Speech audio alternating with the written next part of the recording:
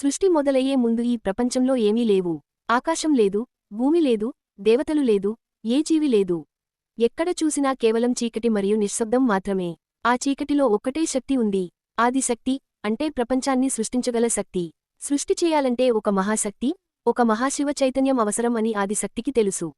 అందుకే ఆమె ధ్యానం చేయడం ప్రారంభించింది. ఆమె చేసిన తపస్సు వల్ల శూన్యం అంతా శక్తితో నిండిపోయింది. ఒక రోజుకి అకస్మాత్తుగా ఒక అనంతమైన అగ్ని స్తంభం వెలువడింది. ఆ స్తంభానికి పై భాగం లేదు, క్రింద భాగం లేదు. అది ఎక్కడ మొదలై ఎక్కడ ముగుస్తుందో ఎవరికీ కనిపించలేదు. ఈ అగ్ని స్తంభమే శివుడి నిరాకార రూపం. అందుకే దీనిని లింగోద్భవం అంటారు, శివజ్యోతి పుట్టిన క్షణం. ఆ సమయంలో బ్రహ్మదేవుడు అవతరించాడు. విష్ణుదేవుడు కూడా ప్రత్యక్షమయ్యాడు. ఇద్దరూ ఆ అగ్ని స్తంభం చూసి ఆశ్చర్యపోయారు. ఆ స్తంభాన్ని ఎవరు సృష్టించారు, దానికి మొదలు ముగింపు ఎక్కడా తెలుసుకోవడానికి బ్రహ్మ హంసరూపంలో పైకి ఎగిరాడు. విష్ణు వరాహ రూపంలో క్రిందికి వెళ్లాడు. ఎన్ని సంవత్సరాలు వెతికినా ఆ స్తంభానికి ఆది అంతం కనిపించలేదు.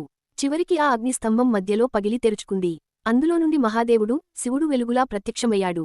అశుభ్రంగా కాకుండా భస్మతో అలంకరించబడి జటాజూటంతో మూడవ కన్నులో జ్యోతి వెలిగిస్తూ ఒక యోగిలా నిలబడ్డాడు. బ్రహ్మ విష్ణువులు శివుడికి నమస్కరించారు. శివుడు అన్నాడు, నాకు ఆది లేదు, అంతం లేదు. నేను సృష్టి కోసం స్వయంగా వ్యక్తమవుతాను. తరువాత ఆదిశక్తి శివునితో కలిసింది. ఇద్దరూ కలిసి ఒకే రూపం అయ్యారు. అదే అర్ధనారీశ్వరుడు, అర్ధం శివుడు, అర్ధం శక్తి. అక్కడినుంచే సృష్టి మొదలైంది. కాలం పుట్టింది, లోకాలు ఏర్పడ్డాయి, ప్రపంచం జీవంతో నిండిపోయింది.